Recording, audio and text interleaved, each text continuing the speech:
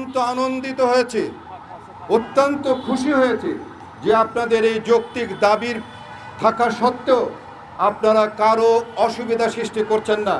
অন্যদের মতো আপনারা রাস্তায় বসে যাননি, আপনারা সুন্দর সুশৃঙ্খলভাবে আপনাদের দাবির পক্ষে এখানে দাঁড়িয়ে আপনারা কথা বলছেন।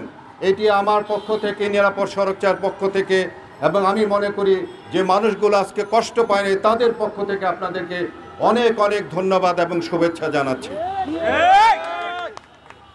প্রিয় দেশবাসী, এই দ্বিতীয়বার আমাদের বৈষম্য বিরোধী আন্দোলনের মাধ্যমে আমাদের শহীদদের রক্তের বিনিময়ে যে আবার একটি নতুন স্বাধীনতা আমরা অর্জন করেছি, সেইখানে আমাদের সকলের আশা আকাঙ্ক্ষা যেটি ছিল যে রাষ্ট্রের মধ্যে আর কোনো বৈষম্য থাকবে না, কিন্তু এখনো এই 35-এর জন্যে, 30 থেকে 35-এর জন্যে আমার এই সন্তানরা কষ্ট পাবে। আমার এই সন্তানরাই বৃষ্টি অপেক্ষা করে, এই বৃষ্টির মধ্যে দাঁড়িয়ে তাদের দাবি আদায় করার জন্য এখানে দাঁড়াতে হবে, এটা আমি কখনো আশা করিনি।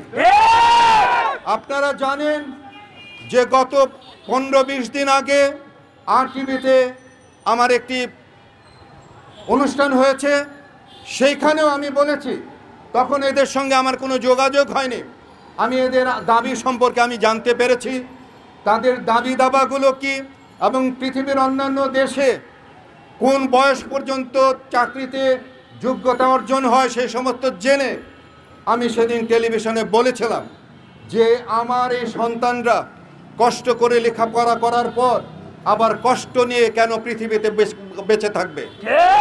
তার যদি যোগ্যতা থাকে, তার বয়স যদি 1 বছরও বাকি থাকে চাকরির, তাহলে সে পরীক্ষার মধ্যে সে অংশগ্রহণ করবে। কারণ আমি মনে করি যে একটি ছাত্র তার যোগ্যতা দিয়ে তার চাকরি অর্জন করবে, এবং তারা আজকে আপনারা দেখেছেন তারা কিন্তু এই কথাটি এখানে বলেছে, তারা কারো কাছে চাকরি চায় না, কারো কাছে কোনো দয়া চায় না, কারো কাছে কোনো সহানুভূতি চায় না, তারা চায় তাদের অধিকার।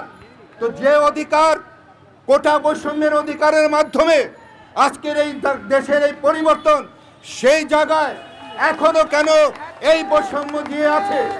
তাদের এই যৌক্তিক দাবি কেন এখনো পর্যন্ত পূরণ হচ্ছে না?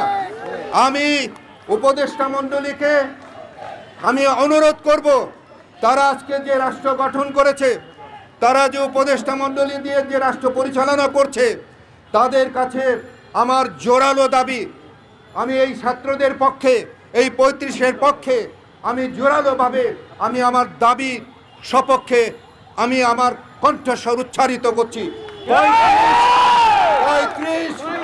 35